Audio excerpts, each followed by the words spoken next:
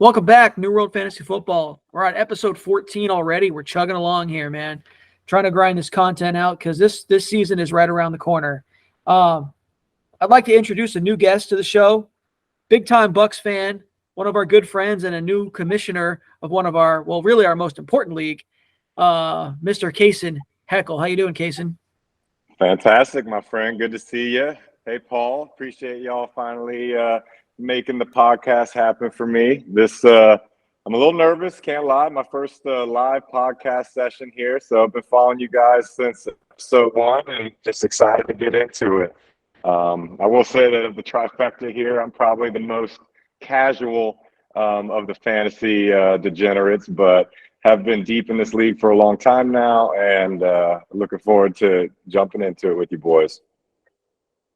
We're looking forward to hearing some opinions from you. So just real quick, Cason, I got 2 questions for you, but I'll start with the first one. How did you come into your Bucks fandom? Oh, man. It's I would say mostly a proximity thing. You see here I'm rocking the 22 Muscle Hamster Doug Martin jersey just to prove that my fanhood did come before the Brady days.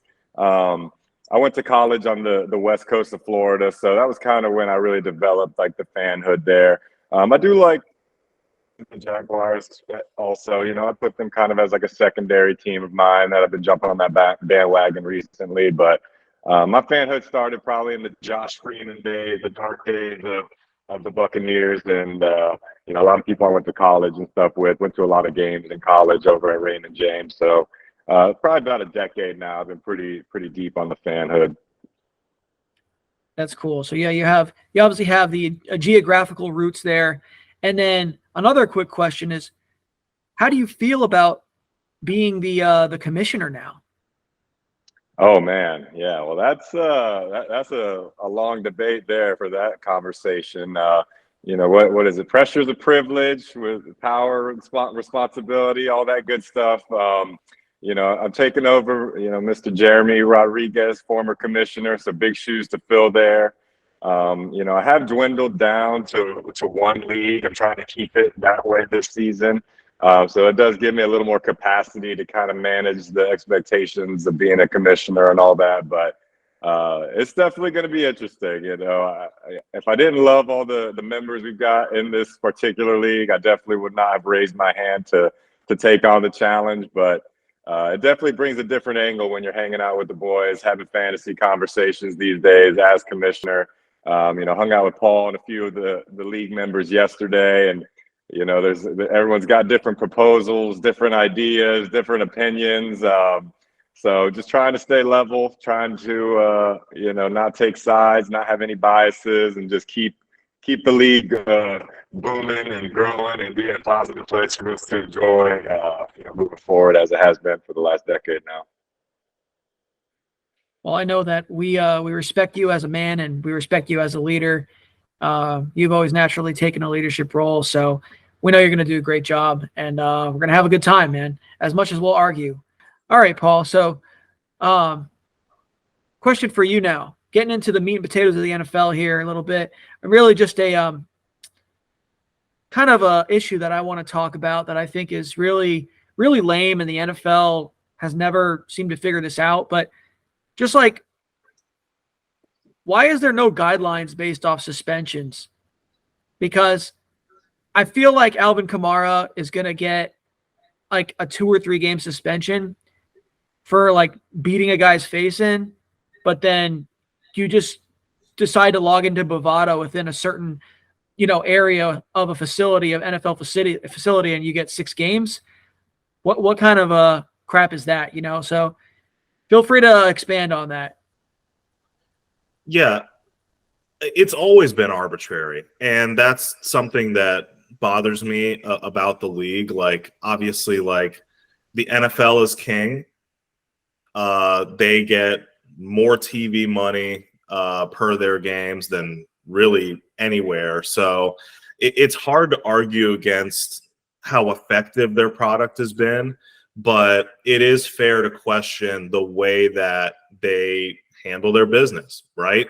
Like, there's always been a juxtaposition of different punishments for the same crimes, right? Like, I think Zeke Elliott got into some hot water at some point and didn't really get, didn't get really hurt for it too bad. The Deshaun Watson thing comes to mind. And the way that he kind of acted, and he sort of had like a self-inflicted suspension and then, just became the richest quarterback of all time. Calvin Ridley lost a year of his career for his betting thing. There's a Colts DB that ended up getting popped for betting as well. It was not in, overt amounts that he was betting, but his career is basically over because of it. He got cut and dropped by the team, and it's going to be hard for him to come back. So it does seem like really weird to me that like really horrendous personal behavior, like beating women, gets less punishment and less severe suspensions than, hey, like you can't bet on NFL games, which like, okay, like I get it. That's true. Like I'm not saying that like they're wrong for saying that. You really shouldn't bet on the league that you're a part of because you, in theory, have insider information. But yeah, that's a weird look. That's a tough look. I don't like that. So yeah, just kind of to jump in with Paul, what his opinion on it. Last thing I'll say, because I agree with what you're saying, it seems like there's a lot of misdemeanors that get treated like felonies and felonies that get treated like misdemeanors, which I don't think makes a lot of sense. So it's a bit frustrating. But NFL news, really quick, there's not that much to talk about. It's really just rumors. Hopkins favorited right now to go to Tennessee. We already talked about Tennessee. That'll change that conversation, of course. If that's what happens. Dalvin Cook apparently had an offer on the table from the Dolphins. That will wildly change that backfield. And he'll immediately take over RB1 in Miami. That's a good offense. So I think his value will be pretty nice if he ends up there. Zeke, I haven't really heard anything about. It seems like he's one of the later dominoes to fall for really the big names that are still free agents. Yeah, I think Zeke is eventually going to catch on with the team, but I mean, his relevance for fantasy is really just going to be like what backfield that he makes murkier. I just don't see Zeke being on fantasy radars for himself anymore. That's done to me. Yeah, I mean, he could end up in a backfield where if somebody gets hurt in front of him, all of a sudden he's got great fantasy value again. I could see that happening this year. Yeah, it could happen. I guess that could happen with any running back. But let's jump into this division, man. Let's talk about – so we're going to do Falcons first because we're going to do like worst to first from last year. We're starting with the Falcons. So in general, let's start at the top, man. The guy who's calling or under center for the Falcons, Desmond Ridder. How we feeling about Desmond Ridder, boys? Bad? Well, we didn't see a lot of him in year one. When you're playing behind Marcus Mariota, it's not a glowing endorsement for future performance there. But I am interested. I think Paul was going to talk a little bit about that QB show they're coming out with. So I do think it'll be interesting seeing the Marcus Mariota behind the scenes and what was kind of going on in that locker room as far as quarterbacks go. But if you're looking at Pro Football Focus, they do have the Falcons, ranked top 7 as far as offensive lines go this year. Yep. So I mean, that's a really good starting point for a young quarterback that has some legs. He's got a couple weapons to throw to. I know we'll get into the impact of Bijan in that offense, but I think it's going to be the classic, Arthur Smith, try and get the ball out of the quarterback's hand as fast as possible, pound the rock down the field, slow the game down, eat the clock up. Not a lot of high-scoring offense here. I would agree. What do you think, Paul? Yeah, I mean, that pretty much captures my feelings exactly. Like, I don't have a lot of confidence in Desmond Ridder. I do think it's going to be probably Mariota to start. He'll get I think, the first crack at it.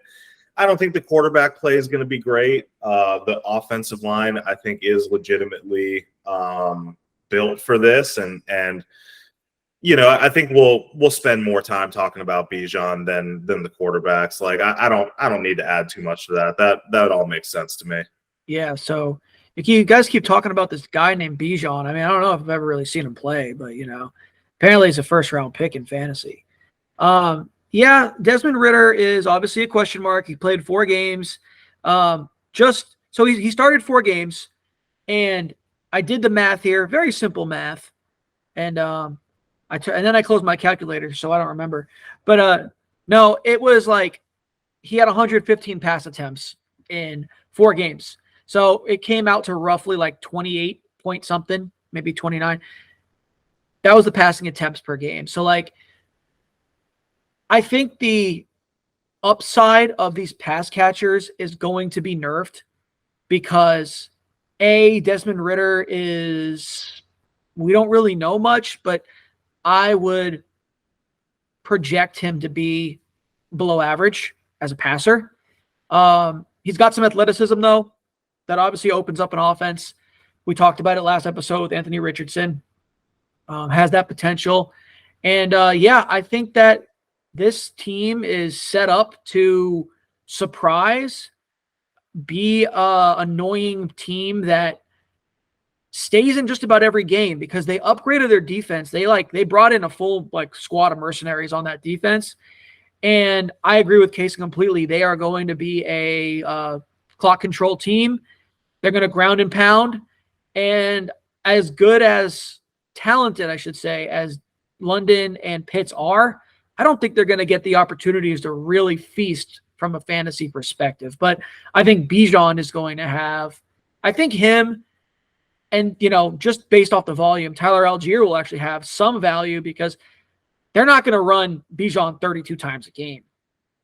He's not going to get that many carries. I mean, maybe a game or two where they really, really go hard and they run the ball 40 times and he ends up with 30 plus carries.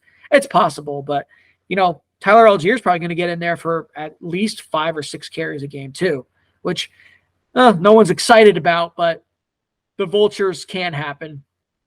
But it's a running team all the way. As Cason mentioned, top 7 O-line for sure. So what do we feel? How do we feel about these pass catchers then? I just want to jump in before we move on from that topic.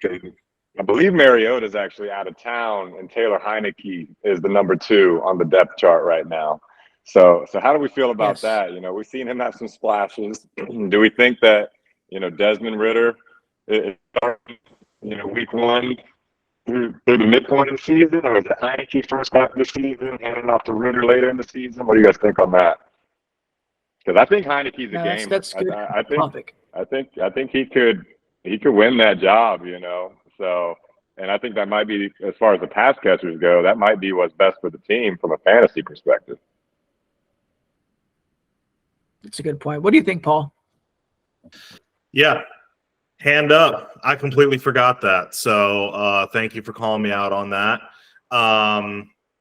Yeah, I mean, that does actually change things slightly in terms of how I feel like, I think Heineke is not, he's not going to be an elite quarterback by any means. Like, we saw his ceiling in Washington and what he can do, which is, he's going to be kind of consistent. He can extend some plays with his legs a little bit. And, I think that he can capably run an offense, but he can't really raise a ceiling. So yeah, that actually does make a difference. I'm not going to lie to you. I think that, I think he can do enough to have a sort of relevant pass catcher because there is talent there, on the team. But, I still wouldn't say that it's a top passing offense when he's in there. And I do believe at some point Ritter's going to have to get his chance.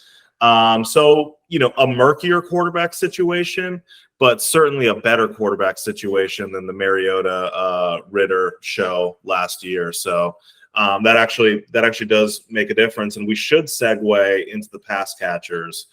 Obviously, I think Drake London is the one that pretty much everybody's looking at in terms of like highest on the ADP chart. So, what do you boys think of Drake? So yeah, real quick, I do want to hit on that, and I'm going to get back to Drake here in a second. That's a good point Cason brought up though with Taylor Heineke, because he is a gamer, and he's capable of making an offense functional. You know, he's just not extraordinary in any way. So I think there's a good chance of that. If it's just not working out with Ritter, Heineke comes in and maybe he saves the day. It seems to be his role. And he's a cool guy. If you ever listen to his interviews, he's brutally honest, which I really like. Yeah, so pass catchers, I kind of mentioned it before. Drake is, I think, a talented guy.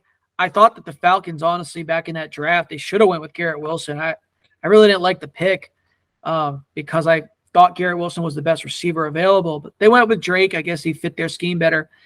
And they've got some towers out there with obviously himself being Drake and then Kyle Pitts. So they've got some big targets. And yeah, I think Drake, based on his ADP, he's going in like the 5th or 6th round, right in that range, depending on what format you play. And yeah, if you're getting him as your wide receiver 3, I think that's a solid value for him. I think that's a good place for him to be in terms of your roster. But I think there's going to be a lot of dud games for him, because if they manage to get up by 2 touchdowns, I just don't see the targets really being there. You know, yeah, he's gonna disappoint with games where he gets 4 or 5 targets. If he doesn't do a lot with them, you're on a dud week. So, what do you think? What do you think about that, Cason? So, I know we're not in our particular league that all 3 of us are in. We don't have the tight end requirement, but if I was in a tight end league, based on the cost for Kyle Pitts this season, I think he's kind of the definition of the post-hype sleeper type pick at this point, just because of the cost. I was never really in on him before because, you had to pay whatever, 3rd round, 4th round. I know he's going lower than that at this stage. I don't think anything's changed from the tangibles and whatnot of his physical skill set. I think that they're going to get to the red zone a lot more this season, just with Bijan, with, another year into that coaching staff. So if Kyle Pitts can kind of become that, just clog up the end zone and get especially if it's Heineke throwing the ball. I mean, we've seen him with those kind of YOLO plays a lot when he's got a big target, that he'll give him a chance with the 2v1, the 1v1, just to make a play. Kyle Pitts, I think, has been more of the field stretcher, his first couple seasons, not much of like an end zone target. So if that changes, I could see him. I mean, he's obviously already a top 5 tight end. So, that'll be interesting to see. I don't know if I have any shares in the fantasy just because of how our league is set up, but if I was in a tight end league, I would definitely be targeting him personally. And then they've also got Jonnu Smith, who, I think he's a good, he can block as well.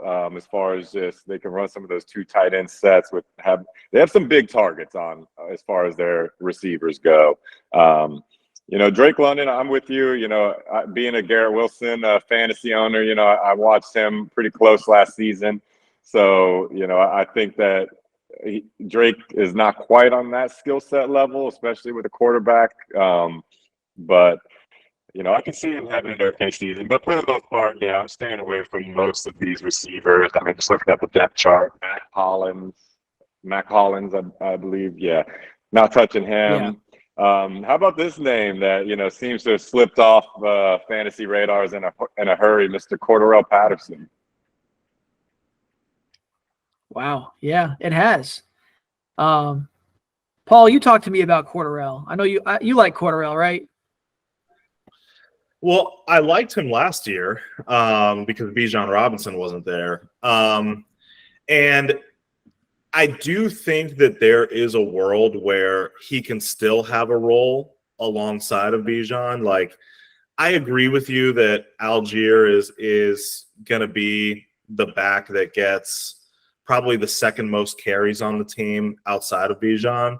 But I don't think there's anything stopping Cordarrelle from doing what he kind of did a lot of last season, which was being like a de facto gadget wide receiver out of the backfield, running some routes, coming in, around the goal line with his big body. I think they'll find ways to involve him. I think that he can have some fun, sneaky value. I don't think any of those guys should be in your lineup if Bijan is there. But they are guys that you can stash super late rounds on your team, obviously as insurance number one, but also, just to kind of see how it all shakes out, right? I think that if you're thinking who's the more traditional next man up as a runner, probably Algier. But if you want to kind of go for more of the upside and the pass catching work, I would say probably Rel, because when he was healthy, he was good. Like if you look at his numbers and look at his efficiency, he was legitimately good. They almost kind of used him in that Derrick Henry role where, they lined him up like with a running start, 5 paces behind the line to give him some momentum to go push some people. So I think there's going to be enough volume in the running game. But with Atlanta, I think we've talked about a lot of topics. Cason, that's a great point about Pitts. Personally, I think that I would be interested in Pitts, but only after George Kittle, Dallas Goedert, and Darren Waller are off the board. Right now, he's kind of going in that range, but all 3 of those guys, I just think they're just better. And then you can talk me into the upside swing of Kyle Pitts because he is an incredible athlete. Let's play a little name game before we hop to the next team. We kind of did the tight end thing. Drake London. I will set this up, tee this up for both of you, and I will give you a few names, and you tell me how many of those names you would take ahead of him. Terry McLaurin, DJ Moore, Jerry Jeudy. Let me see if I can throw one more in there. And Christian Watson. That's 4 names, I believe, if I can count correctly. How many out of those 4 would you take above Drake London, Andrew? I would probably take 3. And the one I'm excluding would be DJ Moore. Because I actually think that from the names you mentioned, I think Jerry Jeudy is going to finally be the wide receiver 1 for the Broncos. I think Christian Watson is the only guy, besides Aaron Jones, but the only receiver on the team, the Packers, that has really explosive potential. He's going to have to do a lot. And then who else did you say? I'm sorry. Terry McLaurin. I just love Terry McLaurin. I think McLaurin is just so talented. So, yeah, I just think, like I said, the volume of Drake is just not going to be there for him to be a consistent contributor in fantasy. So. And I would go pretty similar to Marchese on that. I would go Jeudy, Scary Terry, then Drake London. I'm out on Christian Watson this season personally. If the price is right in the draft, I'd look at him. But with the Jordan Love experiment and just everything going on in Green Bay, and just not, I kind of have those offenses pretty similar with Atlanta and Green Bay, and I'm just not excited about jumping in on Watson. DJ Moore, he's an interesting conversation. I know you guys are doing that division here pretty soon, so I'll be interested to hear kind of what the Justin Fields effect might have on DJ Moore. So he's interesting, but every season it's like this is his best opportunity yet, and he's never really jumped that next level yet. So and then another, I know we don't want to get into it too much, but factor in the keeper element that we're utilizing this season coming up is another factor when you think about a young up and coming receiver that has more years of future high level performance potentially. So long story short, I put Drake London kind of right in the middle of all those names you said. Yeah, that's fair. Okay, last question, and then we have to move on to one of these other teams. But this is a fun fantasy team actually to talk about when you really dive into it. I think more fun than I thought. is Bijan really a top 3 running back this year? I'll let Cason tackle that one first. I'm always hesitant to show too many cards when it comes to talking about fantasy drafts and all that, because in our league, I believe I've got the 5th pick, and I can't lie, I'm considering him at that. You run the risk of, maybe a slower start to the season, just getting a rookie kind of involved in the offense and all that good stuff. But, give me a running back that's got the least, wear and tear that, you feel confident about them getting through the season, having a very high snap share. I don't see a world where he's not averaging, close to 20 touches a game. They keep talking about him being utilized as a receiver, kind of like we had talked about before. I mean, it's Drake London, Kyle Pitts, and then kind of a mix and match of people who are going to be catching the ball as far as primary targets go. The way these quarterbacks are set up, they aren't huge extend the play type guys necessarily, so you can see a lot of screen passes, dump offs. So I'm interested in him. When you think about, McCaffrey's off the board, Eckler's off the board, it's that kind of 3 to 6 range of running backs. It's hard not to consider him in that bunch for me.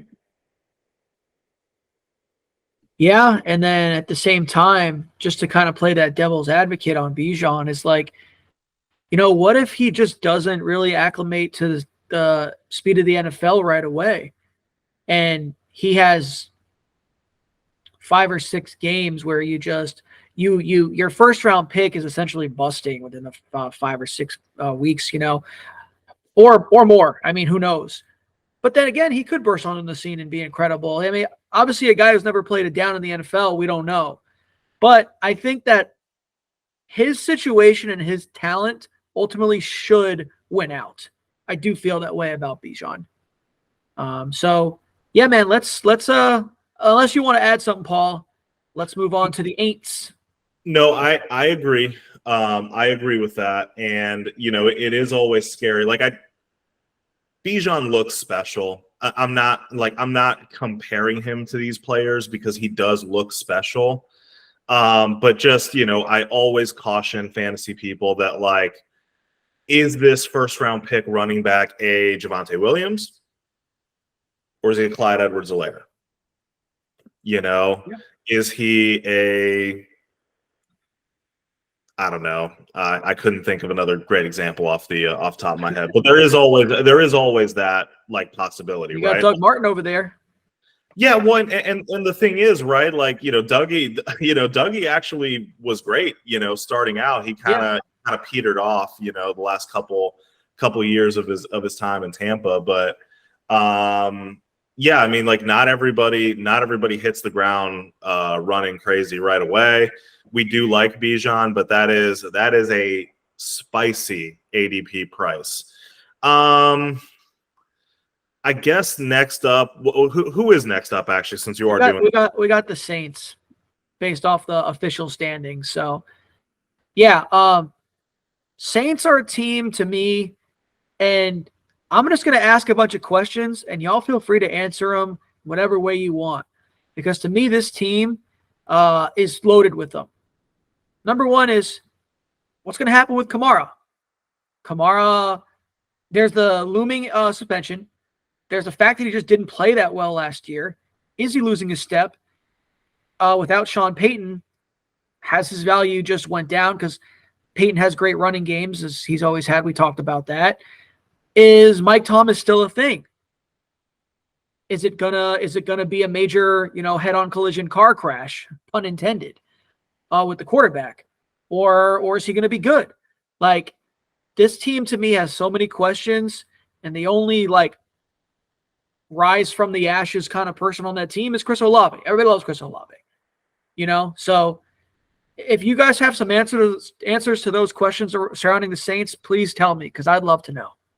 Cason, you go first. Answer the one that you want, and then I'll jump in. Okay. Well, let's see here. So I guess let's kind of start with the running back conversation then with Kamara.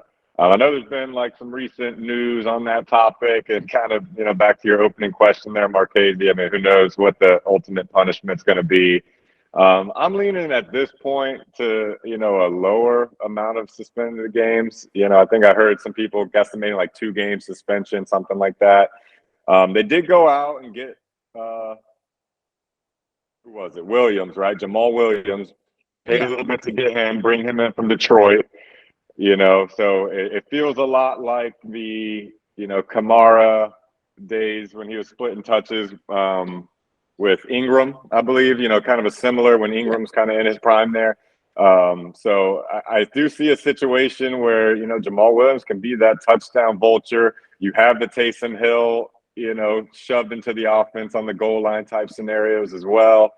So I think with Kamara, is he still that Swiss Army knife? Is he still going to, get 5 to 10 receptions a game? Is Derek Carr going to utilize him that way? There's a lot of question marks here, but, obviously Derek Carr coming in theory, it's the best quarterback they've had since the Drew Brees days. They hype him up a lot in camp there. I do think the Saints always find a way to be competitive with the personnel they have. I think they've got a pretty good middle tier probably as far as the offensive line goes. So if the price was right, I'd be, interested in Kamara, depending on what we find out between now and draft season as far as what the suspension and everything is going to be. But that Jamal Williams is going to be getting, 10 touches a game. And how much does that drain his value if this offense isn't really able to put up a ton of yards from scrimmage, which is probably where Kamara – I mean, we know we're not going to see those high touchdown, 3-4 touchdown games from him like we have in the past that just kind of explode his fantasy score. So, I know I'm answering your question with a lot more questions, but I do think that this team, along with this division, there's just a lot of question marks. So that's why we're just, talking through it. All right, Paul. Yeah. Yeah. I mean, I'm in agreement with you on most of what you said. I was doing some thinking, and do you guys know that meme where you see a bunch of black trash bags and then there's the gold trash bag on top of them? Like, the meme that I'm talking about? Familiar with it, yeah. That's what I think about when I think about this division, and in my mind, I'll give you a little preview. I think the Saints are the gold trash bag. I don't think they will be a very good team. I do think that they will probably win the division by default because I think they have the most stable quarterback situation. Derek Carr is stable. He's not exciting. Maybe you had dreams of being an astronaut or a cowboy when you were younger, but you ended up selling insurance. That's Derek Carr. He's not, he's not like a ceiling guy, but I do think he raises the floor of the team. And I see them as Raiders South. They're going to be like, Derek Carr is a known and well-documented spammer. And I think it's going to be a 2-man fantasy offense. I'm actually in on Kamara because I think that his risk is built into his ADP. Now that's today, right? Again, caveat, might change. But I think that his risk of outcomes is built into that ADP. I mean, dude, he's being drafted in the rounds where, some guys that don't even have teams yet are. Okay, he's in the Dalvin Cook range. He's down there with I think Jahmyr Gibbs maybe is a little above him. So I think that based on, he's not an ancient player by any means, and he's proven himself. I think if you draft him as an RB3, I think he could pop actually. And I think that, Derek Carr is going to rely a whole heck of a lot on the dump offs. And I think that he's going to get plenty of volume. And if he doesn't get suspended or does, I still think that it's baked into the ADP. So I think he's fine. Don't do Michael Thomas. Don't get in on that experience. There's a fantasy guy every year that takes that dive, and it's a problem. He's going to get hurt. He's going to have a couple good games, but he's just not that same guy physically anymore. Chris Olave, I mean, I don't like that's kind of why I like to play the name game, because I don't think that it's like intellectually valuable for me to say that Chris Olave is good, because yeah, dumbass, Chris Olave is good. Everybody knows that. So that's why we play the name game, to put context to it of how good is he, right? So right now he's in that range of Garrett Wilson, his classmate, right? Jalen Waddle, T. Higgins, Devontae Smith. That is a murderer's row of young, exciting, talented wide receivers. How do we rank those boys? Yeah. I've got to say, I love Garrett Wilson, as I think most of us as a fantasy community do.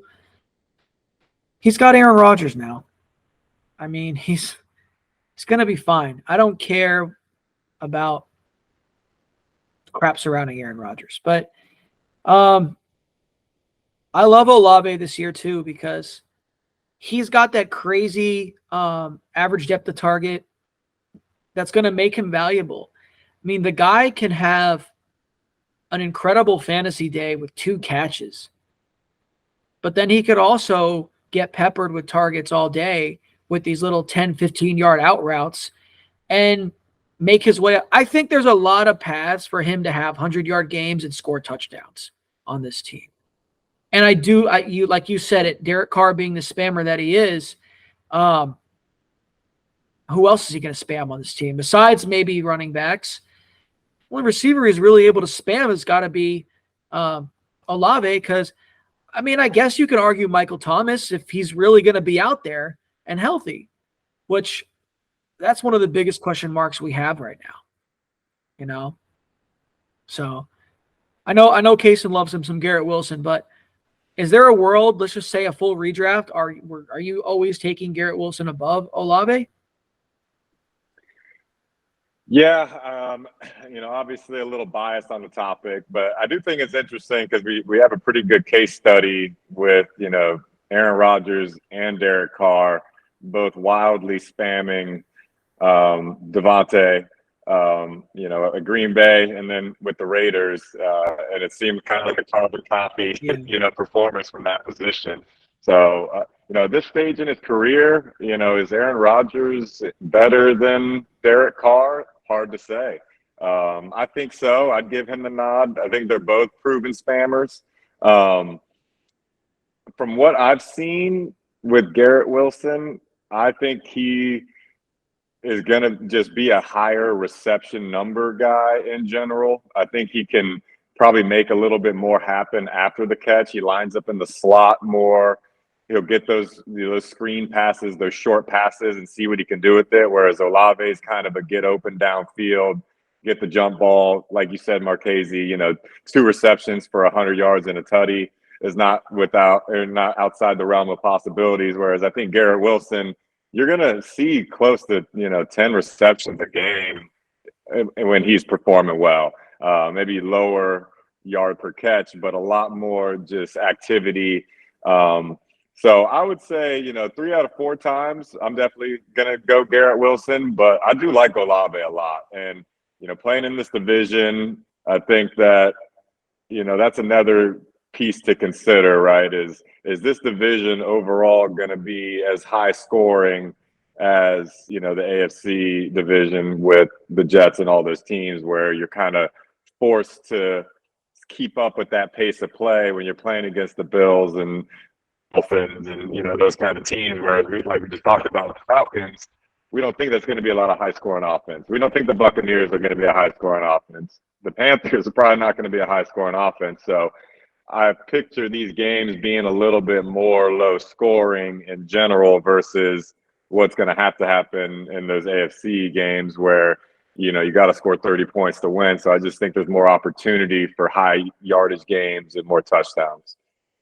Yeah, so like what I'm getting from what you're saying is Garrett Wilson seems like a safer bet for high-end consistency. Does that sound fair?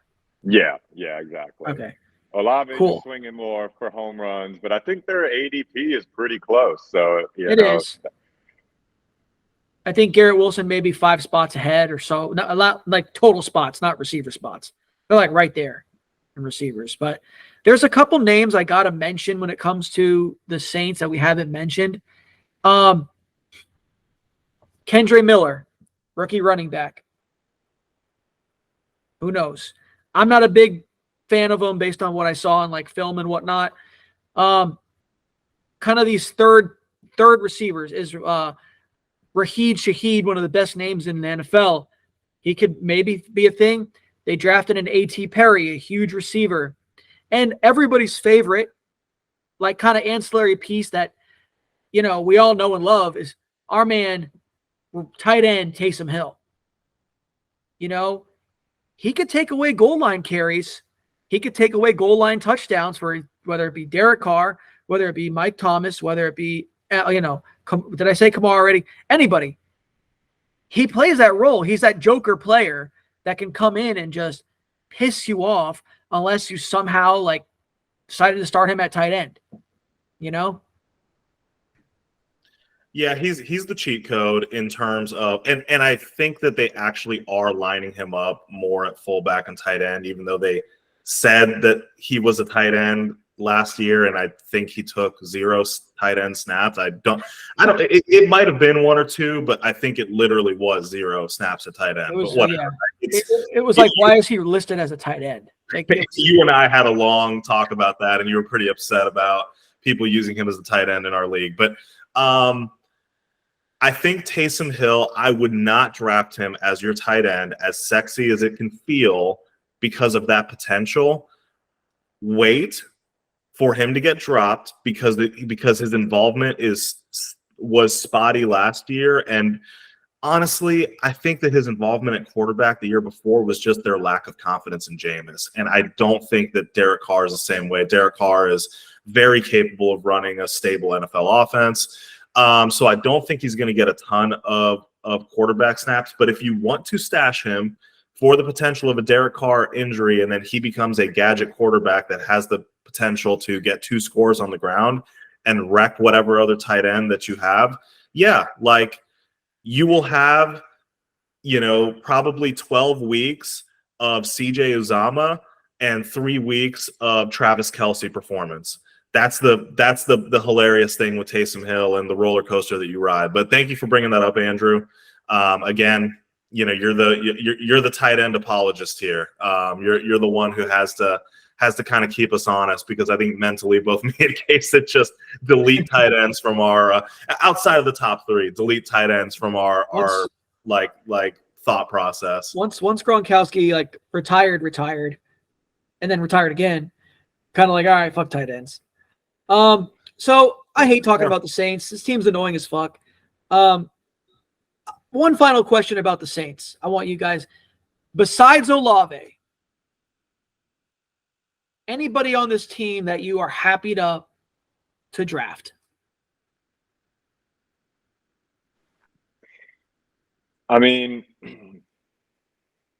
there's a few guys that pique my interest. Like I spoke at length about Jamal Williams. I think he's interesting at cost, especially if Kamara, misses more than a few games. And we know how important in fantasy the beginning of the season is, right? And if you can draft a Jamal Williams and he can put up a couple 2-touchdown games, and you get high trade value, especially if there's someone that drafts Kamara and they're waiting out for him to come back, and it gets a little muddy, like who's going to be the primary running back when he comes back.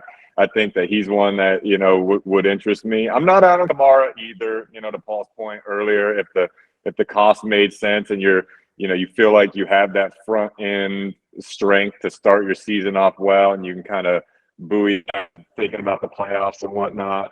I will say that I did, while we were talking, I looked up, the offensive line rank, and they're actually down towards the bottom, which is all, it's speculation, but they're, like bottom 6, 7 teams as far as the offensive line rankings are going. So, that's not a glowing recommendation for anybody in the running back space, but I'll probably be out on Olave just on ADP. I know people are probably going to reach for him. Their receivers in general, I'm probably out on. So I think it's just the running backs. And I do think that Derek Carr, as a late quarterback, fill in as a QB2 for the right matchup, he might surprise some people depending on how this offense shakes out. I agree with what Cason says. I don't need to take any pod time with it. And as Bucks fans, we don't like talking about the Saints either. So I think we can move on. Yeah. Last thing I'll say is Jamal's kind of the only guy I care about besides Olave on this team. So anyways, dude, we got a lot of – this is such a wide open division. Panthers are an interesting team. When you have the number 1 overall pick in the NFL draft and you take a quarterback, a guy who's undersized, a guy who played at Alabama, guy who showed a lot of talent with accuracy, and he's proven he can be a good improviser. I actually think that this Panthers team is going to have a wacky but functional offense. So that basically what I'm trying to say is I think there will be some value to be had on this team. So I agree with that. I definitely think there's value to be had. On a side note, I did not like the trade they made to go up and get him. I don't now. When I say that, I'm saying I don't mind you trading a lot of assets to go get the number 1 pick, especially if you think Bryce Young is that great, which they very clearly do. But I don't agree with the process of, hey, we've had this great receiver here that legitimately everybody agrees is a top, let's say, 12, 15 talent at wide receiver, maybe more than that, and just hasn't had the opportunity to be with a quarterback that can unlock his value. And you trade away the best, most talented young wide receiver that you have in order to get the quarterback. I would have included a lot in that trade except that. So I think that if everything else was the same and we were talking about the Panthers with Bryce Young coming into DJ Moore and everything else on that team was the same, I wouldn't have picked the Saints in this division. That's how strongly I feel like that minus of losing DJ Moore is. okay. So what do you think in general about the Panthers this year, Cason? Before I jump into that, I'd be interested to get Paul's opinion on like the Frank Reich impact from a fantasy standpoint. Being a Colts fan, what do you think from that perspective? Frank Reich's a good coach. He ran out of time in Indy. It wasn't all his fault. I think that, because of the churn and burn of 3 quarterbacks that were cooked at this, at that point in their career, or kind of just were mentally cooked in Wentz's situation. He signed his death warrant when he brought in Carson Wentz and really vouched for him. But that's not any disparagingness. That's not a word, but we'll roll with it. That's not to disparage his ability to coach in the NFL. He is legitimately a good coach. His players go to bat for him. Like, I've listened to a ton of Colts podcasts, and he's still highly regarded in that building. And he's a high-level offensive mind. He has a quarterback's mentality. He knows how to make a quarterback-friendly offense. He's a little old school. So don't look for anything, Shanahan-y or, like anything super sexy or new age like that. He's a little more vanilla in the way that he runs the offense. He will kind of just treat the running game and the and the passing game as a 1-2 punch instead of a blend of each other. At least that's how it felt when I was watching them. But I think he elevates that team because I think he is a good coach. Long story short. Yeah. I like Frank Reich being there. I think that you make good points with that. I think that there's a lot of value that can be had on this team because like the highest drafted player on the Panthers is Miles Sanders. And then you've got, and he's like a 5th or 6th round pick. Well, Bryce now, but I hear your point still. In fantasy? No. In fantasy. Yeah, I'm talking about fantasy.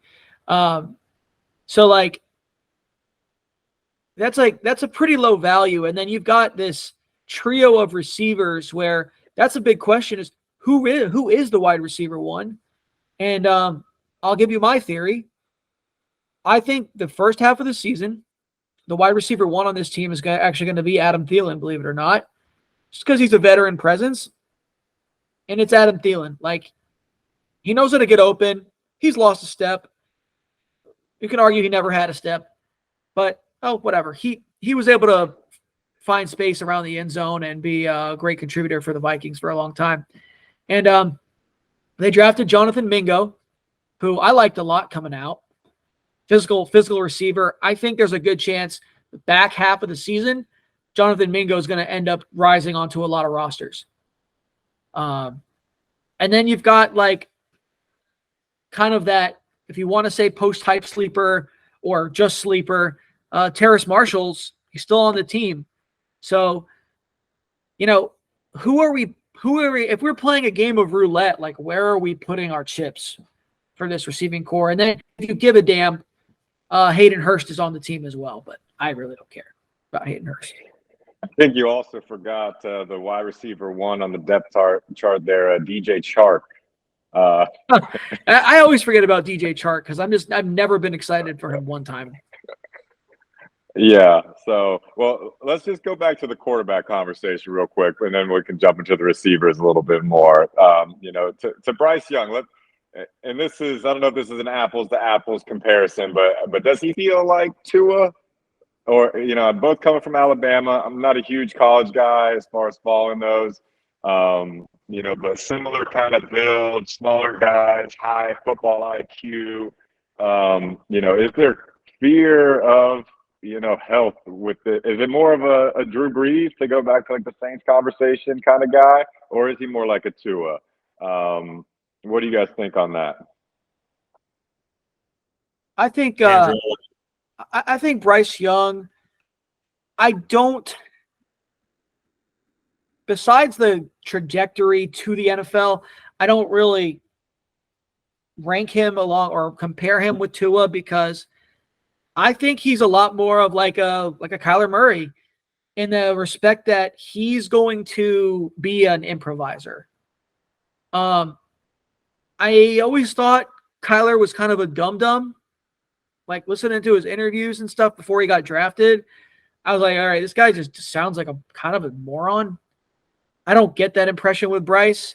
So I think you're going to get a pretty smart quarterback, obviously having to adjust to the league, but I think his improvising ability is going to allow this offense to be inconsistent, but at least functional enough to where it's not going to be a wasteland for his pass catchers. And I think that Bryce Young is a guy who, like, he may actually stick on some rosters. I don't really see him being drafted in your typical league. Like, obviously, dynasty leagues, he's getting drafted. But, like, in your typical redraft or keeper league, he's probably not getting drafted. Maybe very, very late. Let's put it this way. He's starting off the year as a streamer, and he might make it onto people's rosters and stick because I do think he's going to have some value as time goes on. What do you think, Paul? I agree. I don't have too much to color in there because I think you guys made really good points. Bryce Young, to me, I mean, his cognition scores obviously were talked about big time when he was kind of going through the pre-draft process. He looks like a smart player on the field. He throws dots, man. Like, he's really accurate, which I think is extremely helpful coming in. So honestly, like, out of the 3 quarterbacks coming in, he's clearly the most NFL ready in my mind. So I think, I think that the offense is going to be better than it was last year, the passing offense. I'm not excited about the receivers because a lot of them are kind of journeymen. in terms of like what they've been in the NFL to this point. If you're gonna throw a dart at somebody, I think DJ Chark will be the first off the board. And I think there's certainly an argument to be made there because he's just, I think, the downfield threat, which I think is exciting. But honestly, if you're asking me about a receiver at value, I think you can have Adam Thielen basically for free. And if he's not totally dead in terms of his speed and just his ability to stay healthy and stay on the field at his age, I think he has a chance to be like a really good possession guy and get some touchdowns. But honestly, for me, the like early rounds, quote unquote, Miles Sanders, I think, is a good value, and I think that's going to be the best of the top drafted players on this team. And I think that Bryce is going to do enough for the offense to make Miles Sanders good, which leads me to your favorite, the name game. I am going to give you a couple of options. And I'm just going to start naming running backs, and you kind of tell me when to stop for Miles Sanders. Like, okay, so you're asking, who am I taking above him? Yeah, well, or basically like with these names, I'm just going to get like a timeout of like, okay, that's where Miles Sanders is better. I will take Miles Sanders over that player because I think the first ones would be pretty obvious. Okay, go for it. So then. Najee, Travis, Joe Mix, Aaron Jones. Anybody can feel free to jump in here. I'd rather have all those players so far. Jahmyr Gibbs, J.K. Dobbins. It's getting close. Kenneth Walker. Yep. Timeout. Oh, okay. We're there. We found it. We found what do you think, Cason? Would you have stopped yet, or are you still going? Let's see where Cason would stop. Yeah, I would have stopped. I mean, those names are all, I don't know if you're looking at just ADP or what, but those are all kind of right in the same bucket of players. So it does like depend on roster construction, how you want to switch up. If you have players on certain teams, right? If you have a receiver on this team, you might be thinking about a different RB for another team to kind of separate your, exposure there. But I have him kind of right behind Najee, I think. Personally, I think I'd have him like above Jahmyr Gibbs. I kind of have him and Aaron Jones like very similar. Like I said earlier, I'm not very excited about just Green Bay in general this year. And I know that coaching staff and stuff has changed for Carolina, but I mean, the way they ran the ball last year, you have a rookie, that they're not going to just send him out there to sling it, 40 times a game. So there's going to be a lot of built-in design. All right, let's keep the quarterback safe. Let's try and just back to the division conversation. I don't think it's a high-scoring division. So I think that running backs are going to get a lot of miles. No pun intended there. But I think he has some history with Frank Reich too, Miles Sanders. I can't recall exactly what that was, but I'm pretty high on him this year. What was that, Paul? I think Reich might have been gone from Philly right when they got Miles Sanders, or maybe before. I don't recall, but that I think would have been the connection. I'm not scared of Chuba Hubbard behind him. He might, average 5 to 10 at most touches a game. I know he got some work last year, but I just think the success that they had running the ball last year with very mediocre running backs and kind of a different offensive design. I just think that Miles Sanders, I think I'm high on him this year. I put him kind of right behind Najee, maybe in between Najee and Aaron Jones, kind of in my mind. but all those guys you mentioned are kind of in the same tier for me. So it would really come down to like a roster construction and where I kind of have players. Definitely don't want, a lot of players in the NFC South. So if I got guys on another team, I'm probably going to try and avoid the Panthers. Well, and that's why we have tiers, right? Because it's a personal preference at the end of the day. Like, the reason why we have tiers is that, like, all of these guys are similar enough that as a fantasy manager, you can't just go, this is my advice for people that are new kind of coming into this. If anybody's hearing that, don't just be like a slave to the ADP or to the mocks or to whatever. The reason why they have tiers is because if you like a guy, there's nothing that we're going to say that is should sway you one way or another. Like, personally, I'm closer to Cason here on the Miles Sanders thing. I think that he has the ability to be a 3-down back. I don't think he showed that in Philadelphia because they just don't really do that. I think that with, obviously, Bryce Young, newsflash, is not the runner that Hurts is. So yeah, I think Miles Sanders gets plenty of volume, and I think he has talent. So those things combined, to me, I probably would have stopped the name game at Aaron Jones. I think I would take Miles Sanders above Aaron Jones. Yeah, I think that's fair. I think that, like Cason said, they're kind of all in that same tier. But yeah, I like Miles Sanders. Don't get me wrong. I like Miles Sanders this year. I think that they're going to rely on him a lot, like you said, Cason. They're not gonna throw Bryce out there and say, "Hey, go win us every game." You know what I mean? They're going to try to avoid that. They want to kind of bring him along and naturally. So yeah, and then the Panthers, really, it's just sorting out this passing game.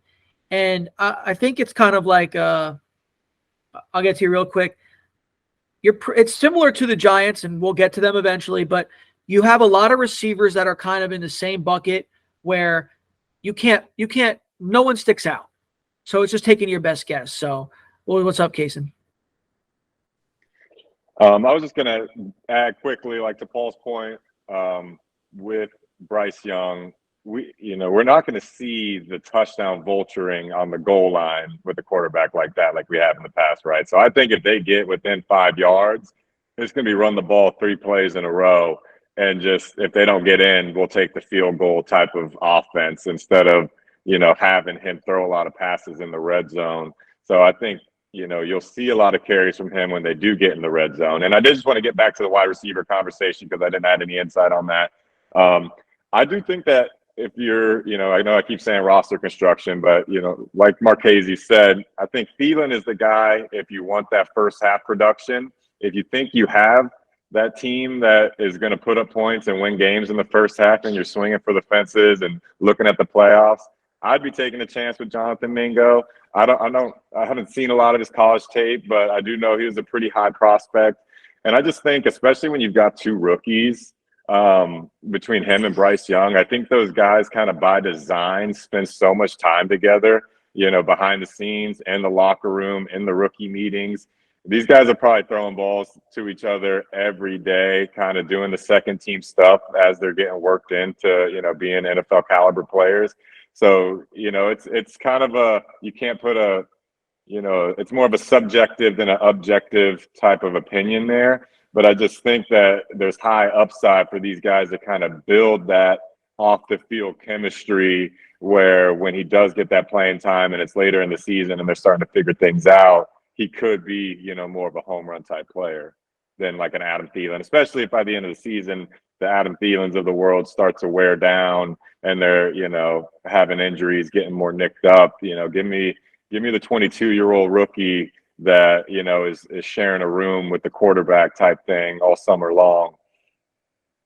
Yeah, I like that point. And it's also like, by the time your fantasy playoffs come around, these guys are officially, they're still rookies, but they've got most of a season under their belt. So they're like barely rookies, And so I think this is an interesting team to watch from a fantasy perspective, but also just an NFL perspective. How does that team come along? And really, any team in this division, in my opinion, has a chance to win the division.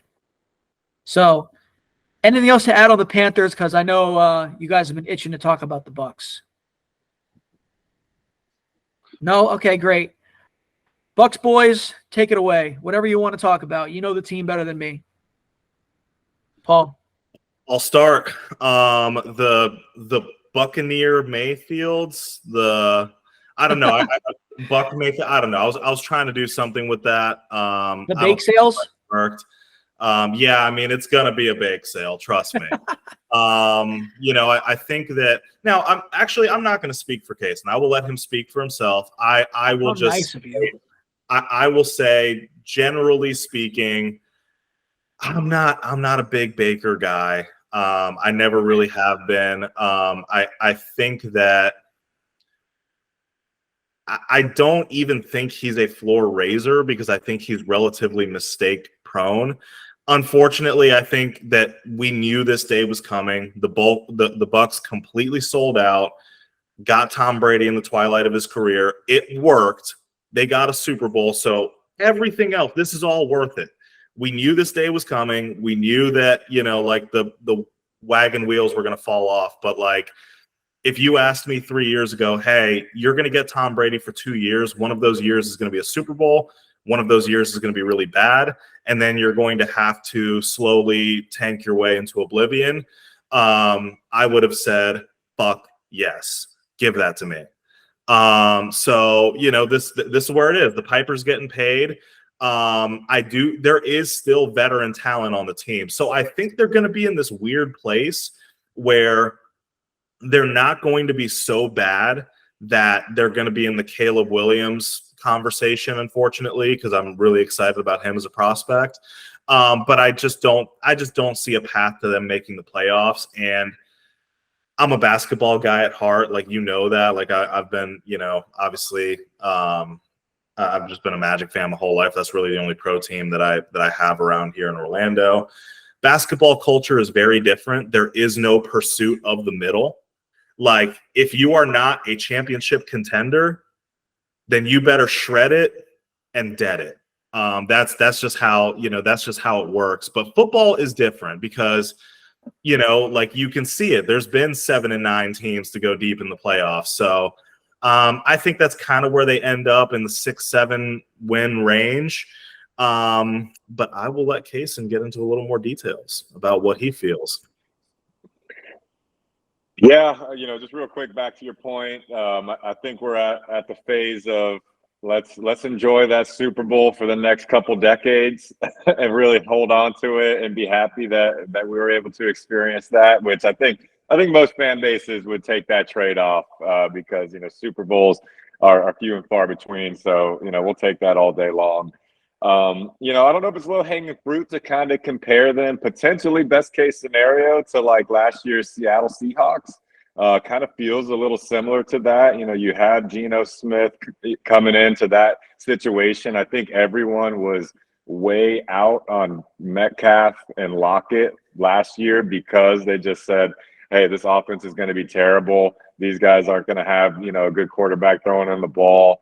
I made the mistake of being out on both those players and, paid the price for it. So I do think that there's a lot of value to be had potentially if Baker can be, just a serviceable quarterback. It's hard to say that this year is going to be the year. He's had opportunities. This might be the best receiving core he's played with. I don't know that moves the needle necessarily, but I think that Mike Evans is going to be someone that is going to be really slept on, that if the price is right, I'd take a stab at him or Chris Godwin personally. The Rachaad White conversation is an interesting one. From an efficiency standpoint, he didn't really look the part last year. He didn't have the yards after contact that you would want from a starting running back. So unless they come in and steal one of these other guys that you mentioned earlier that are still in the free agent market, it's going to be interesting to see what his impact is. We know he's not going to have the receptions like he did last year. He's not going to get peppered by Baker like Brady did with the dump offs and the quick release and all that. Baker's going to try and make things happen. He tries to extend the plays a lot. He has more of those YOLO type throw it up and see what happens. I think that might benefit Mike Evans. I could see him coming down with, some big contested catches because Baker's just throwing it up. On the flip side, we know there's going to be a lot of interceptions. So definitely a lot of question marks. I do think that, we're not in the driver's seat for an already weak division. But the homer in me is going to try and get at least one of these guys between Godwin, Evans, and Rashad White on my roster kind of somewhere, just so I can have some chips in that camp, because they're going very low value, so they don't cost a lot, and you have kind of the upside of, well, maybe Baker can be a serviceable quarterback, kind of similar to Geno last year in Seattle. You are truly a Bucs fan, sir. And that is a great comparison from last year's Seahawks, because there is a lot of that where it does feel like they're being unfairly undervalued. But, now I'm going to give you the Morpheus, like, keep going with the way you're going on the Bucs. There's the blue pill and the red pill. Ezekiel Elliott signs with the Bucs for a 1-year, $9.5 million contract. How would you feel if that happened? It seems like a good fit for him, honestly. Not too excited? It's okay if you're not. I'll jump in quickly. There is not a team in the NFL that couldn't use another talented running back. And I dump on Zeke probably more than anybody, certainly more than anybody on this pod. But he's a serviceable running back still. He was actually quite effective in the snaps that he got.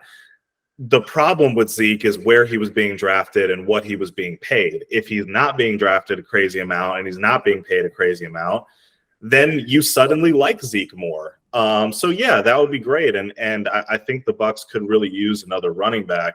Something to watch on their running game. A lot of people don't know this, but Wirfs is actually making a move to left tackle. So he's been a guard his whole career to this point. Was by far the best guard in the, or excuse me, he was on the right side. I think you're wrong on that. Yeah. He was a right tackle. I misspoke. He was on the right side tackle, and now he's moving to the left side. Not even a Bucs fan. Apologies. Yeah, exactly. Well, that's what happens when you split your fandom, right? So anyways, yes, I meant he's moving from the right side to the left side. So it's going to be interesting to see that transition. I don't have a lot of confidence. Not that I have confidence in Wirfs because he's talented and he can make that work on the left side. But that's just I think that it just goes to show that we don't really have a ton of depth on the O-line to move him over like that. So, outside of the center and tackle spot, the offensive line play, I think, is going to be a little spotty. Cason is obviously a great marketer. That's why he does what he does. He actually gave me a little bit of hope using that Seattle comparison there. That, Geno Smith obviously was not thought of very well in his stops in the NFL, and had a great season with having the best receivers that he's ever played with. I think this is the best receiving core that Baker's ever played with. So, yes, I think there's hope from that perspective, as faint as it might be. And I also agree that from a fantasy perspective, Mike Evans simply does not get 1,000 yards. It doesn't happen. So as long as he's alive and he's playing, he's going to find a way, hook or crook, to get to 1,000 yards. So, we can talk more about the different position groups here. We can go into the name game. What do you want to do, Andrew? Just keeping it with the general thoughts for now. I'm going to do something here I haven't done on the show yet. And no, I'm not gonna flash anybody. I'm just gonna write my very brief read my very brief notes that I put on the Bucks. Get prepared for this. So it's very brief. It's like 3 lines. The receivers being affected by quarterbacks. We kind of already talked about that. Rachaad White is a bit of a mystery. Cason kind of talked about that. I think he needs to have volume to be effective. Mike Evans and Chris Godwin should be solid, except the consistency, especially for Mike Evans. I think his consistency is going to be less because he doesn't play the slot as much, like really ever. Well, I guess they move him around, but most of the times Godwin's in the slot. I think that'll be a more consistent role. Cade Otton, don't care. Russell Gage is still around. He's kind of a watch list guy. I'm not really worried about him. I'm not relying on the third pass catching option with either Baker Mayfield.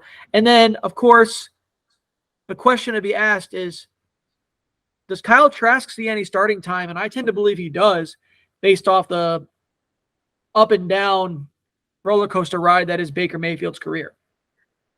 So if Trask is starting by week 4, like, do you feel more confident or less confident in the team and, as you know, in Mike Evans, Chris Godwin?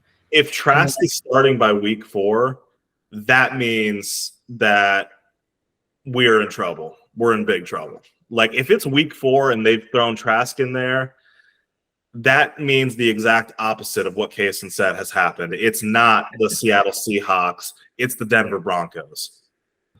Yeah. Yeah. Or the Jets, where they're just like, oh my God, Zach Wilson is so bad. Get him off the field.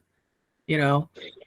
Yeah, Paul and I have talked about, the Kyle Trask before, and I will say that, obviously they must see enough in practice and whatnot to know, not to give him a fair chance in game, but we really haven't seen him in true season, fashion, getting a couple games. And so we really don't know what the upside is there. The fan in me is always holding out a little bit of hope that maybe there's a diamond in the rough. But I think that, like Paul said, if that's the situation, and that means, we're 0-3 and rolling Kyle Trask out there week 4, which would not be a good thing. And just back to your question earlier, Marchese, about the Zeke coming to Tampa idea. I thought about it a little bit. At first, I was pretty indifferent, but the more I think about it, it would be nice just from a fandom perspective to have like a little more identity on this offense, because I think that there's really no, you look at Baker Mayfield, you look at Rachaad White, you look at, who's exciting about this team from a fan, who's going to be on the billboards? Is it still Mike Evans that they're, touting? Is it, the idea of Rachaad White, Baker Mayfield, and Mike Evans as like the trifecta on like a banner doesn't really excite anyone, right? Whereas if you bring in someone like a Zeke, at least you can kind of get behind that energy that someone like that brings to the locker room. I mean, I guess our identity is really more on defense. Not that I think we have a great defense this year, but it would be nice to have a little more, I guess, personality in the locker room when you think about like the season ahead, as to, more of it just being kind of like, with the roster. Yeah. That team and really this whole division kind of feels like that. It's a bit of a dry hump of a division, and I think it's wide open. And I'll actually, we'll get into this here in a minute of our predictions for the division, because it's very interesting. But let me to wrap up this division, let me get from each of you guys your biggest bust and your biggest value for the whole division in terms of fantasy. What's up, Paul? Love you, but I'm not going to let you get away from the Bucks without playing the name game. All right, well, you do that, and then we'll go into what I said. Go for it. We almost escaped, because I think this is a very interesting one, because, man, I think Mike Evans got the age drop in terms of ADP. Chris Godwin obviously was great last year, and Chris Godwin is great. Like he was an up and coming receiver even before Brady. So it's not like this should necessarily be a shock to anybody. Yeah, but he's a very solid receiver. But in terms of ADP and value, like, man, I think it's going to be a tough decision. So, again, I'll throw out some names, and you guys tell me. We won't do the stopping thing because I think that's a little clunky, but I'll try to have you just kind of maybe give me a stack rank there. So Keenan Allen, DK Metcalf, Amari Cooper, Deebo Samuel, Chris Godwin, DJ Moore. Is that in the right order, or would you move any of those guys around, Andrew? On the bottom, I've got DJ Moore still. I have Godwin right above that. I still want Deebo. I know his potential. He had a freaking weird, crappy season last year. I still love DK Metcalf. I mean, the dude just almost always scores double-digit touchdowns. I think last year he kind of lacked a bit, but I mean, he's always a red zone target for them. Who else? You mentioned somebody else. Keenan Allen was Keenan Allen. I talked about it before. Keenan Allen is kind of just like taking your medicine, but he's a good player. Better, in theory, better quarterback play. Yeah, well, I don't even think that's a theory.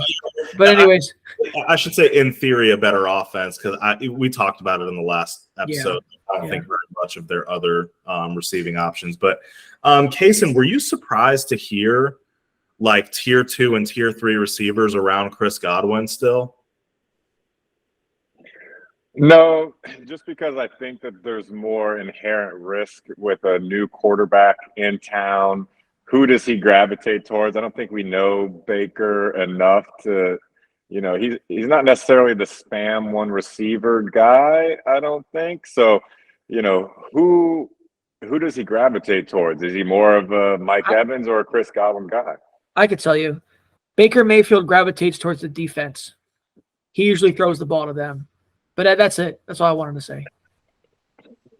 So, just based on the name game that you had said there, Paul, I think I'm with Marchese in that, like, DJ Moore is probably the only one that I would put below them just because there's similar kind of question marks with Justin Fields and how that offense is going to look and how he's going to be utilized. All those other guys feel more stapled into the offense with the quarterback. So just a little bit safer plays. I really have like Chris Godwin and Mike Evans like back to back when I'm thinking about drafting them. I don't know what the ADP. Godwin's probably going a little bit higher. I will say, he came off the injury last year and started slow, and so I think he probably gets off to a lot hotter start this season. And whereas Mike Evans is the more boom bust guy, but of all the guys you said, I'm putting Godwin towards the bottom of that just because of the question marks. Yeah, so, I mean his ADP is fairly high. Where Mike Evans got the drop too. And Andrew, I know you were about to jump in. I was going to go into a Rashad White because I thought that was an interesting range they have him in too. Real quick, I'll just say. We use Fantasy Pros just to get a frame of reference. So based on that site, this is for our wide receiver rankings. Godwin's 25th.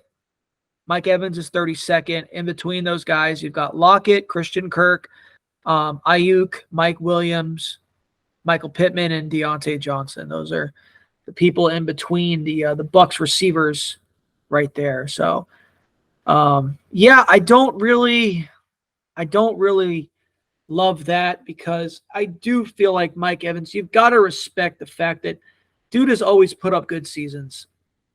And he's good for some blow-up games every year. I mean, when you had Jameis Winston, he was slinging the ball all over the place. And it's this team just comes down to the quarterback play. And you were going to say, you talk about Rashad White. I don't trust this O-line. If you have to move Wirfs to the left side, you're kind of saying like we just don't have good tackles, because Wirfs might be great at it, he might not. It's an adjustment though. I thought that their draft pick of Cody Mock was a huge reach. They just like their toothless gingers over there. And did Jansen retire? Is that what happened? Ryan Jensen is, I mean, he kind of looked like he was going to retire, but he's actually not retired. Okay, so he's going to start. Yeah. Okay, so that makes me feel a little bit better. I don't love their line, and I think that I just think White is going to be, you're going to be banging your head against the wall if you have to start him every week. That's kind of the impression I'm getting. Yeah, I mean, I have a tendency to agree with you, and you know what? We don't need to play the name game with Mike Evans because we kind of already did that, and I think he's probably appropriately ranked there only because, like, me and Cason both know this. At the end of the season, Mike will have 1,000 yards. He will, but it's not gonna be 100 yards, 100 yards, 100 yards, 100 yards, 75 yards. Yeah, it's gonna be 202, 15 yards. Yeah. You know, like, so, you know, I think that, you know, his up and down production really has to do with kind of matchups, or at least the last few years it's had to do with matchups and, you know, just kind of his role on the team where Godwin was much more so the possession receiver. So he had a way higher floor. So I think they're appropriately ranked.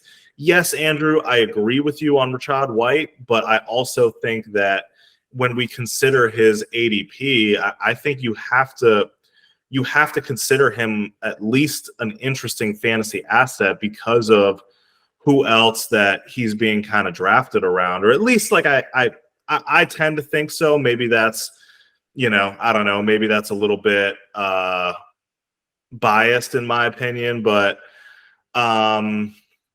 you know, when we look at him in the fourth tier, the J.K. Dobbins, Dame Pierce, oh my God, Cam Akers is in there somehow, James Conner, Alex Matt, DeAndre Swift. Yeah, that's just the range. I think he can be competitive with that. What do you think, Cason? Yeah, I think we call that the running back dead zone, right? And Yeah. I think we all know that someone will hit. One of those guys you mentioned will hit. And that could be the difference in a fantasy championship, a la the people that drafted Josh Jacobs last season, right? So, you know, could Rachaad White be that guy? I mean, I think he has obviously the opportunity. And of all the names you mentioned there, you know, we're talking about like the David Montgomerys, DeAndre Swifts, like those kind of guys in that range. You know, if you got the depth, I would not want Rachaad White to be my RB2 or probably even RB3. But if he is your RB3, RB4, and you've got two other staple guys, you know, I'd be happy to have him as like a bye week fill-in guy with potential, you know, to elevate to that next level. Like I said, last season, the eye test didn't really do it for me. But he was also kind of used in a different role. Don't love the offensive line either, you know, so don't know what the overall like scoring opportunity is going to be for him. You know, is he going to be a double-digit touchdown guy? Probably not. So, you know, he does feel kind of like a middle pack guy, but maybe he takes that next step and elevates, and, you know, he's at that stage in his career now that, you know, maybe he hasn't quite peaked yet, and we're going to see, you know, a different skill set evolve. You know, that's all, you know, just a fan in me kind of hoping for best case scenario. But, you know, of the names you said, I'd be reaching for Rachaad personally. I think painting that picture with a bit of a more friendly brush, like the Bob Ross painting of Rachaad, is if he is heavily involved in the passing game, he will absolutely beat his ADP. Because we already talked about the O-line isn't great. That lends itself to a lot of screen passing going on. I know Mike Evans loves blocking out there on the edge. And I'm not to say that's what you should be thinking about in your fantasy drafts. Like, Mike Evans is a great blocker, he should draft the running back. No, but I can see some opportunities for Rachaad White to have some big receiving games as well. if that skill has developed and if they plan to use it, that'll boost him up for me.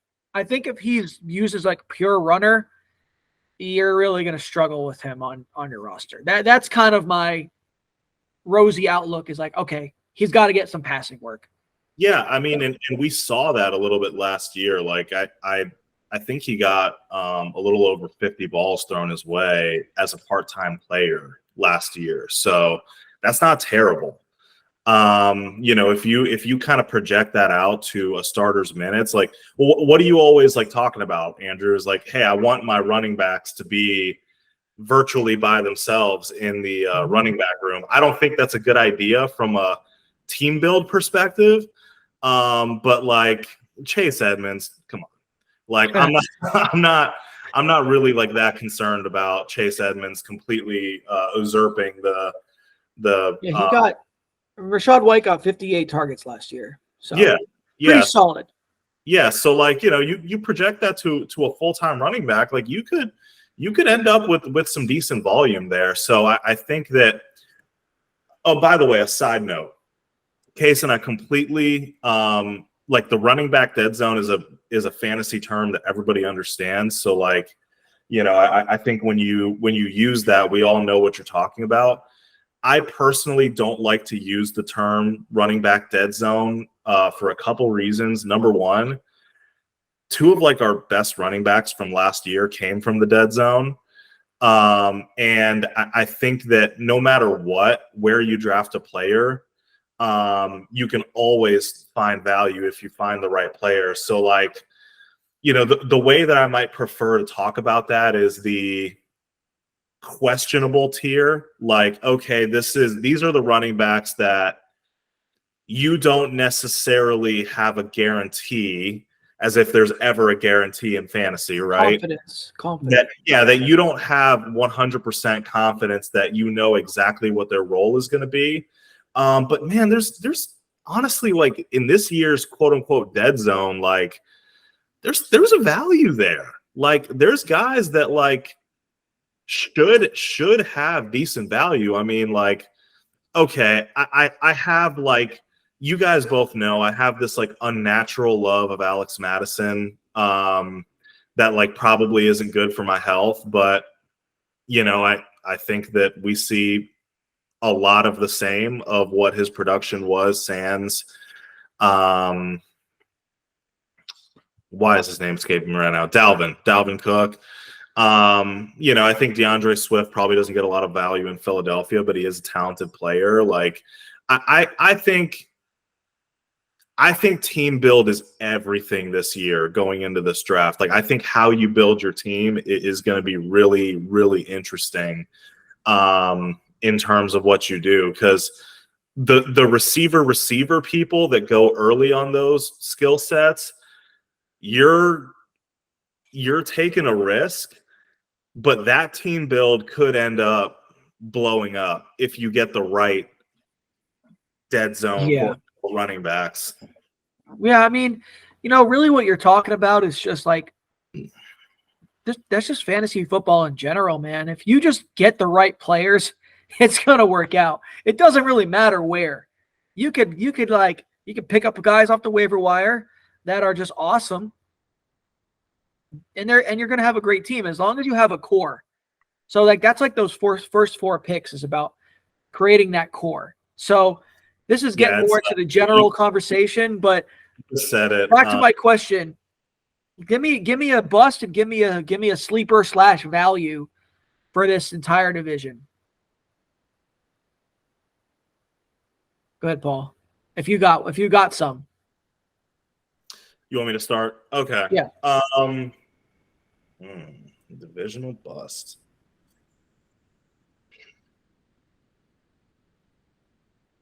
I think Kyle Pitts is going to bust again.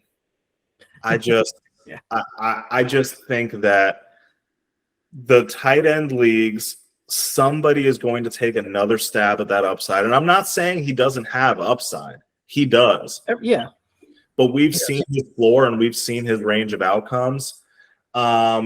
I actually think Drake London could be fine this year. I think that, he gets kind of raised a little bit, but I think Kyle Pitt's development is going to take a little while, just because, I mean, we've talked about this on other pods, so I won't spend a ton of time there, but I think he really needs to learn the other parts of the position of playing tight end better in order to unlock his pass catching ability. So, I think that's going to be a tough ADP value.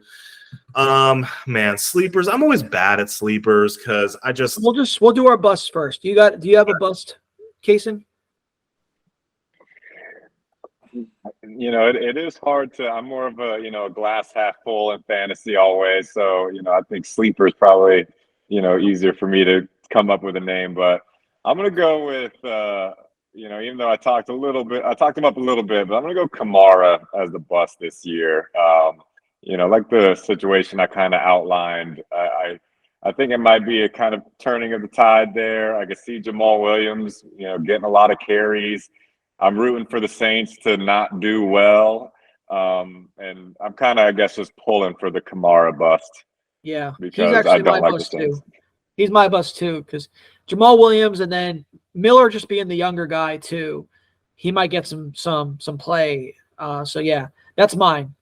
All right, so how about sleepers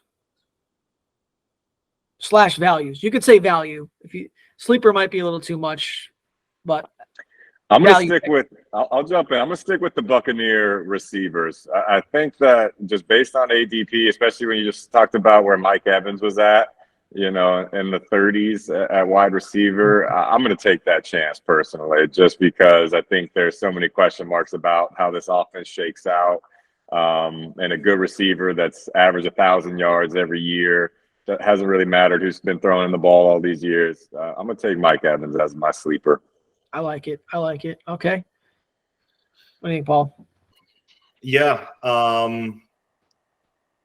I'm gonna say, and actually, I'm gonna bite you a little bit here, Cason, from something you said earlier. I like the Jamal Williams on New Orleans pick. I think it's a guy that you can take. I think he's a guy that you can take as a handcuff, but I think will have some decent standalone value. He's been productive every system that he's been in. And with Kamara's uncertainty, you can get potentially a starting running back in the double-digit rounds. So, that's something like, does it count as a sleeper? Probably not. People know about this player, but I think he's a value. All right. And then for me, I'm going with Jonathan Mingo. I think he's got the skill set to come in and contribute. And I think he's going to show flashes early on, and I think he's going to become a consistent asset towards the end of the year. So that's mine. Let's go ahead and let's rank this division first to worst, and we'll wrap this thing up. So how we feeling, Cason? You have a prediction on how this division is going to shake out? I don't see any team skyrocketing above 500. I could see a division winner with a sub 500 record here. Yeah. It really is tough. As much as I don't love the Saints, I think I'm probably going to give them the nod, given the quarterback situation and the fact that team just seems to find a way to win in the division. So they're probably going to be my pick. I think I would go Saints, Panthers, Bucks, Falcons. If I just had to, maybe flip the Bucks. Maybe the homer in me says Bucks number 2 in the division, but I think the Falcons are going to be at the bottom, and it's going to be ugly top to bottom, I think. But I'm probably going to lean with the Saints winning it. Okay, it's hard. It's a hard division to have confidence in. So, where you at, Paul? Yeah, I'm with Cason almost exactly. I think, but the hard thing about ranking this division is because everyone is not great, right? So a couple of good breaks or bad breaks one way or another is going to determine the division winner. That's just straight up, because the margins are going to be so small. But yeah, I got Saints, I got the Panthers, because I think those are the best two quarterback situations, and that's generally what I go with. Then I'm gonna put the Falcons ahead of the Bucs and have the Bucs be last. I think that Baker is going to be inconsistent. I think when he has a couple bad games, they'll use that as the excuse/reason to give Kyle Trask a look, and take a peek into next season. I think that there will be some quiet tanking near the end of the year. I don't think that the Bucs are not the kind of organization that is just gonna gut everybody, trade everybody, but I think that they will be giving a few guys a chance and a look near the end of the season that will lead to the worst record in the division. Okay. Are you ready for a curveball? Falcons are winning this division. Falcons, Panthers, Saints, Bucs, and there will be at least one interdivision tie. Not like for the total records, but one game will end in a tie. That's my prediction for this. That's awesome, and dude, that's just as likely to happen. All these teams are sus. So like I think that's a very possible scenario. Okay, so you know what? I'll challenge you on that, because I've gotten from like 3 different pods that you're high on the Falcons. Why are you high on the Falcons? I think that they have a identity already, where I don't see that with any other team in this division. I think that they are the only team in this division that is established in what they want to do, and I think they're going to do it well. And I think they upgraded their defense tremendously. They've got the guy that they're going to focus this team around, at least, their offensive playmaker. And I think that Ritter is nothing special, but I think he's going to be able to run the offense the way that they want to. So that's why I feel the Falcons are, if they're winning the division, they're winning it by one game. That's it. They're not, it's first place and last place is probably 3, maybe 4 4 games as a difference in the division. That's what I think. I think the Panthers got to figure out their identity. I think the Saints going to have to figure out their identity, and the Bucs. They all have new starters at QB, and Falcons don't. Even though it was only 4 games, but still. You are right, Andrew. They absolutely have an identity. You're also a boomer. I love you, but you're a boomer when it comes to your football philosophies, because there's no right or wrong there, right? It's just philosophies. But yes, they have an identity. I don't think it's the right identity. I think Arthur Smith has proven that he will #establish it no matter what.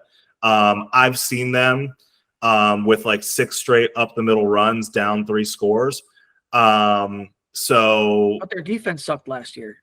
Yeah, I think it's going to suck this year. I think it's harder than people think to sign free agents to defense and make a defense better. I'm in the school of drafting a defense, but that's my opinion. I think that the Falcons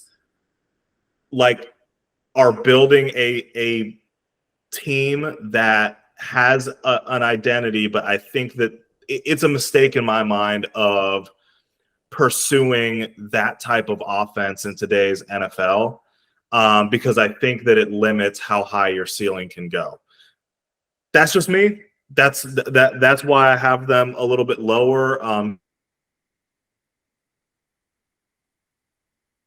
Lost that last thing you said, but I get you. So, all right, guys, let's go ahead and wrap this up. I want to say thank you to Cason for coming on and sharing his expert knowledge of the Bucs and his fantasy insight as well. And right on the spot, Cason, who are your keepers? Don't think, just answer. Well, I will not divulge one of my keepers in the sense of Amon-Ra or Garrett Wilson. I'm comfortable telling you that between those two, I'm going back and forth. ADP has them back to back. I think the darling is probably Garrett Wilson, and I know in our league, I see him going higher in the draft in general if I don't keep him. But probably Nick Chubb, Garrett Wilson, but not my final answer.